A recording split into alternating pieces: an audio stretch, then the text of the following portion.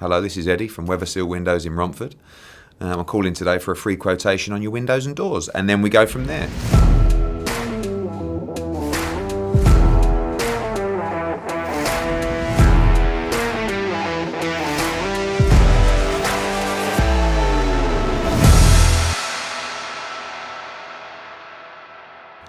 I definitely don't see any of myself in Jake Paul, but I do like him and I do admire him and I do respect him.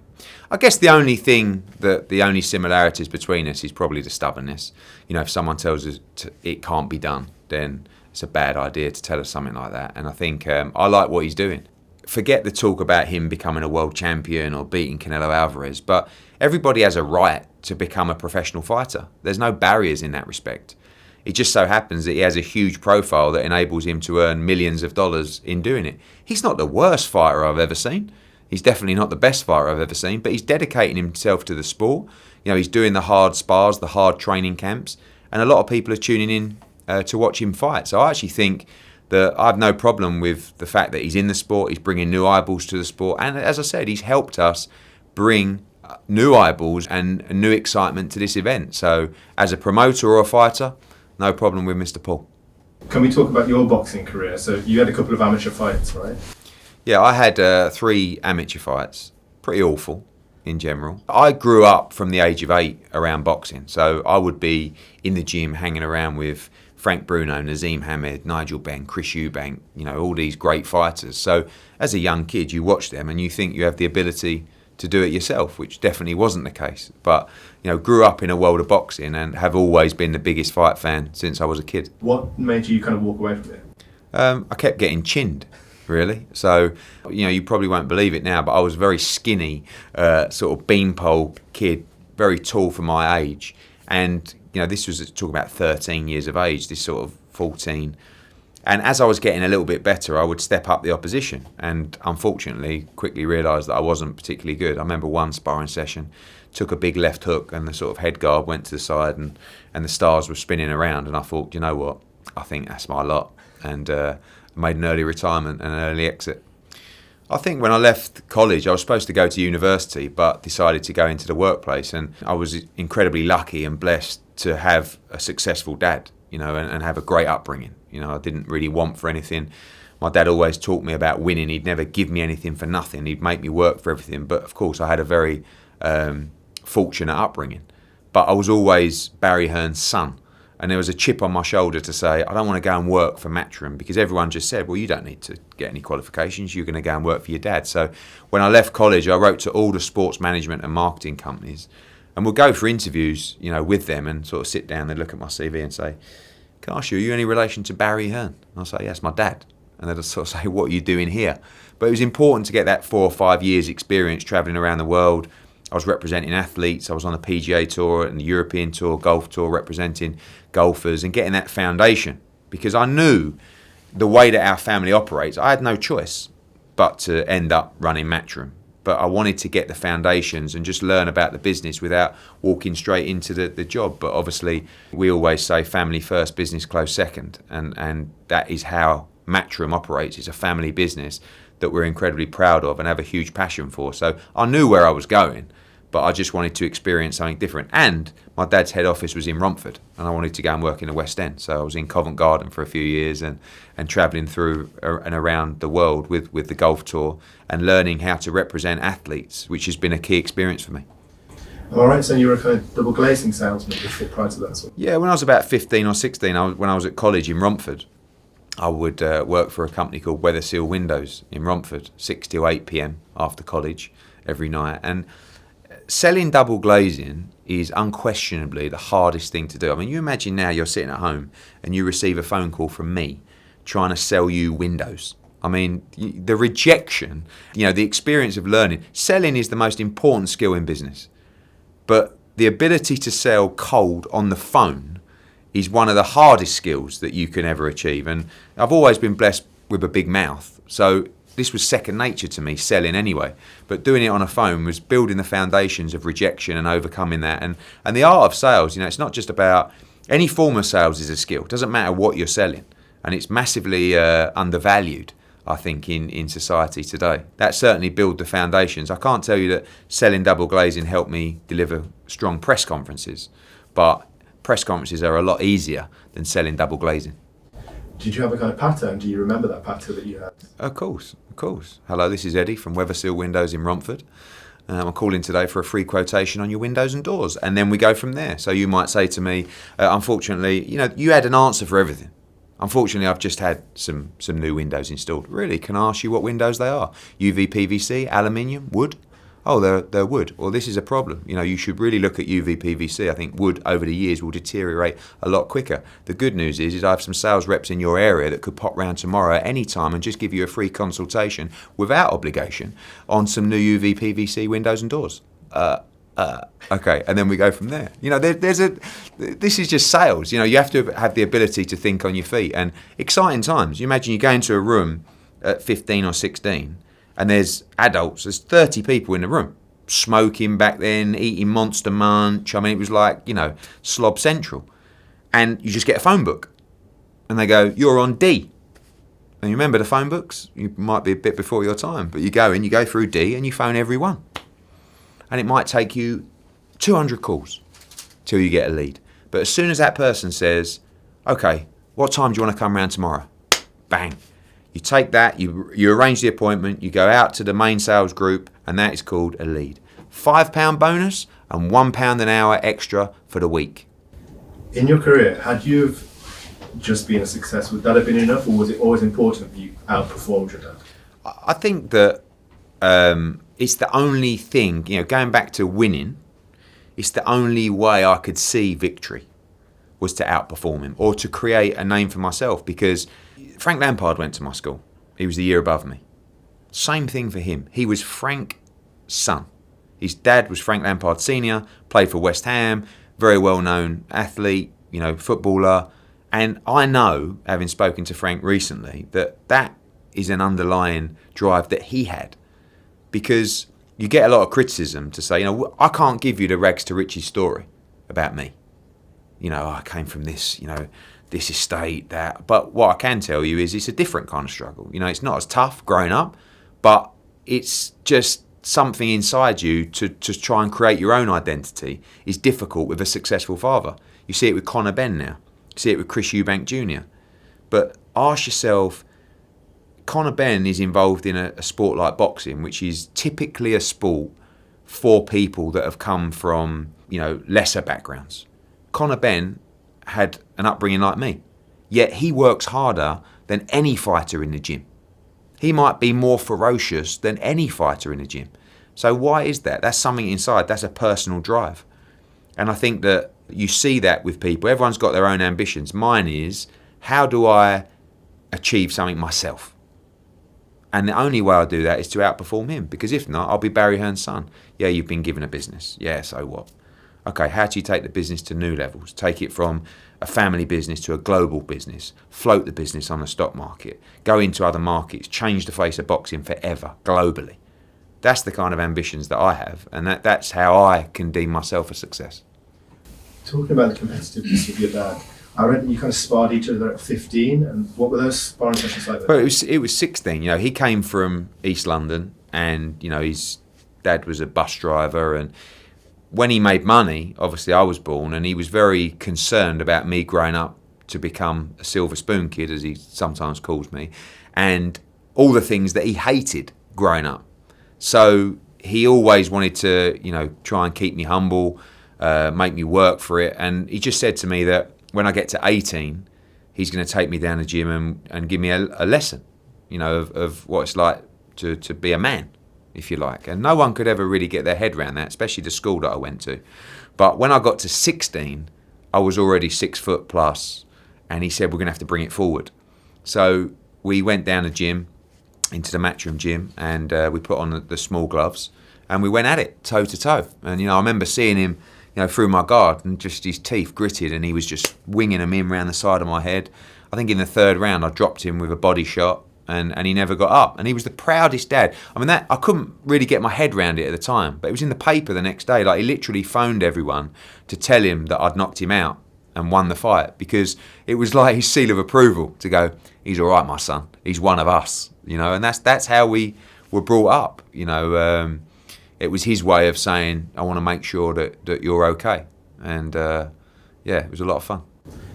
When you look back on that, do you see it as kind of fun, or do you think that was cruel? Yeah, there was a lot. When I tell that story, there's a lot of people that can't really understand it, but you have to understand, the relationship that we have and the mentality that we have, which is you get given nothing. That's the mentality. Despite, how I've grown up, you have to win, and it's a winning mentality, and it's not for everyone, especially in today's world. But the way that I was brought up was probably a little bit brutal in the way of the mindset, not in the way of what I had, because I had everything. But it was just everything's about winning, because it goes back to sport. Now we live in a world where, we talk more. I'm the same with my kids. It's never, how'd you get on? Oh, we lost 4-0. Oh, well done.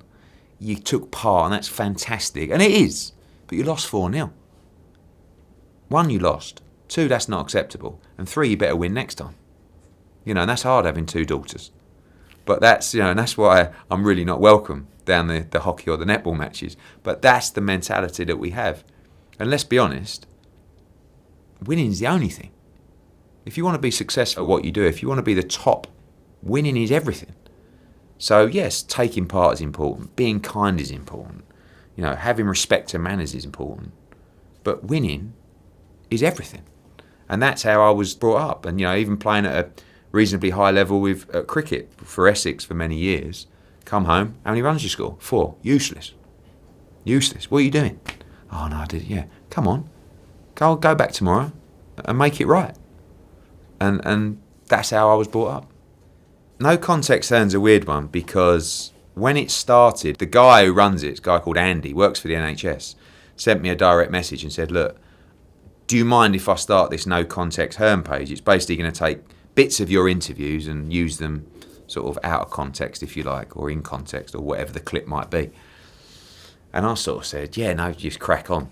Like, how big could that ever be? And it went sort of 300 followers to 3,000 to 30,000 to 300,000 to, it's everywhere. It's actually worked really well for me, and a lot of people actually thought I was behind it, which I'm definitely not. But it just, the younger generation, like my kids, when I go to school to pick them up, all the kids are talking about me, not for promoting boxing, but because I'm on their TikTok Explore page all the time.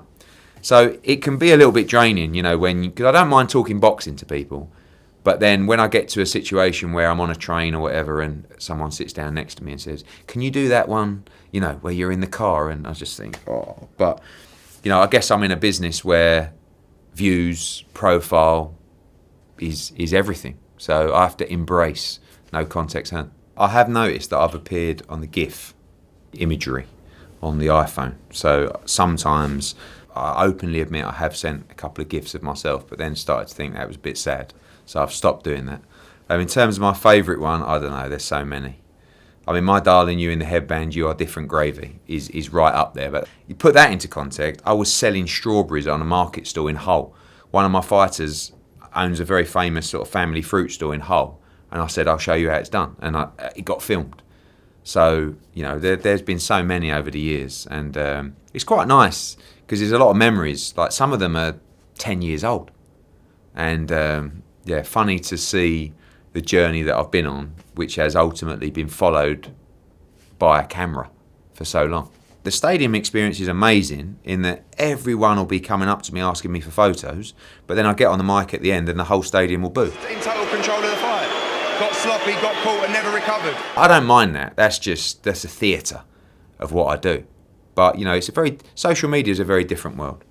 And I can't believe, the same people that have given me stick for years. I see it. I know accounts, I see them all the time. And I think, you're still here. You're still here doing it. If I put a post out, there are 3 dozen accounts that will reply with something negative or abuse or whatever it is within 5 seconds. And I just think to myself, what are you doing? One, you need help. Two, are you still here after all those years, still not doing anything? I'll tell you a funny story. My phone number got put out on social media by someone. Phone Eddie Hearn and give him some stick, right? I never even bothered changing it because I couldn't be bothered. My phone was blowing up, right, for months and months and months. Private number. Every now and again, it would be like, private number. I'd be in a car, private number. Oh, private number. So about 10 times. So then I pick it up, say, hello. Oh, is that Eddie Hearn? I say, yeah, it is. Oh. I said, well, you phone me every day 400 times. What do you want? Oh, yeah, ha, ha. And then try and come up with something funny, like try and give me a bit of stick. And I said to him, I've got to ask you, what the fuck are you doing with your life? He said, oh, what do you mean? I said, imagine the energy that you've put into phoning me every day for the last 6 months. I said, have you got a job? Oh, well, I said, mate, you've got to sort your life out. How old are you? Oh, I'm 36. 36? And you're phoning me all day, every day. Focus on you. And you're like, and in the end, it was like a counselling session. And I actually started doing this to a few different people. And in the end, they were like, oh, okay, thanks, mate. And then the next one would phone. But it's like, it just consumes your entire life, social media. Doesn't matter whether you're 8 years old or 48 years old. You've got to get your priorities straight and realise, especially young people, it ain't real. Instagram is not real. I've read you say that you've been having a running battle with your weight for years. Is that still the case, and how do you work out? Yeah, my weight's good at the moment, but it has, I've always been battling with my weight. I always joke to my friends saying that I'm in a constant competition just to stay fat, kind of thing. Whereas, like, I'm okay, but I'm on the verge of tipping over the edge, and then I bring it back, but in the last 6 months, I've kind of changed my training routine a little bit and been more focused on what I've been eating. Food is the problem for me, not training. I run a marathon, I run 3 or 4 times a week, no problem. Food is the big problem, and I've got on top of that, and I've stopped drinking, which has been a game changer as well. Like, I'd never been a huge drinker, but now even the 2 or 3 glasses of wine for dinner and stuff like that is gone. So I've lost probably about 10 kilos now. So still got a long way to go, but started lifting more weights, which is something that I hate to do and never done, but it's been helped a lot. I think the biggest problem for me is I don't stretch. So the knees, the hips, the ankles, they will give way shortly, but we won't stop. So you've stopped drinking altogether. What was the kind of motivation? I remember going to Iron Napa as a 20-year-old kid for 2 weeks and drinking every night and waking up the next morning just feeling like I hadn't even been out. Now, if I have 3 or 4 drinks, I feel like I've been out for a week, and also it affects me for a week. Seriously, if I have a heavy night, the next day is a write-off. The day after might be a write-off. And also, so is my diet, so is the gym. It's not that I'll never drink again, but it's just, I wasn't even really going out heavy. I was just having, like I said, 2 or 3 glasses of wine, a couple of beers there. One, you realise the calories that are involved, but 2, just the clearness of your mind. And it's made me a little bit boring, because it is weird finishing a game of golf or going out for dinner or finishing a show and going back to the hotel bar and having a sparkling water. But when you wake up in the morning, like I did on Sunday morning in Manchester, and I leave and I see all the stragglers in our team that have been out till 3 or 4 o'clock in the morning, I feel brand new. So at the moment, feels great. I'm sure you'll see me with a beer in hand in Las Vegas for the Canelo fight. Well, Katie Taylor against Amanda Serrano is the biggest fight of all time in women's boxing, and one of the biggest fights in boxing history. The first time 2 female fighters have headlined the Mecca of boxing, Madison Square Garden, 19,000 sellout on April the 30th, and just an iconic moment. 2 of the greatest female fighters of all time. It's not just become the biggest female fight of all time, but one of the biggest fights of all time. Really special, historic night for the sport. I think really it was that we were up against it. We were against the odds to make it the success that it's become.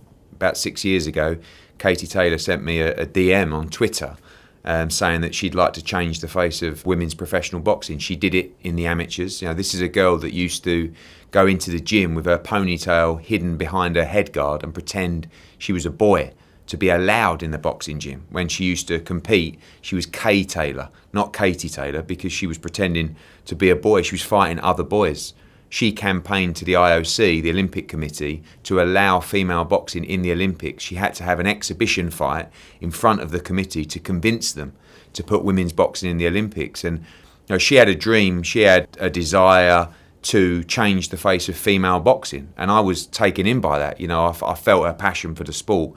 They told us it couldn't be done, she believed it could, and I wanted to be part of a journey. And 6 years on, we're here in this moment, a moment that we always talked about, a moment that we dreamed of. And for me, it was about helping her push down the barriers, helping to change the face of the sport. And really, she was the one that convinced me to put my efforts into it. And since watching her perform, since feeling her desire and her hunger for the sport and to change the face of the sport, it's inspired me to help her on her journey.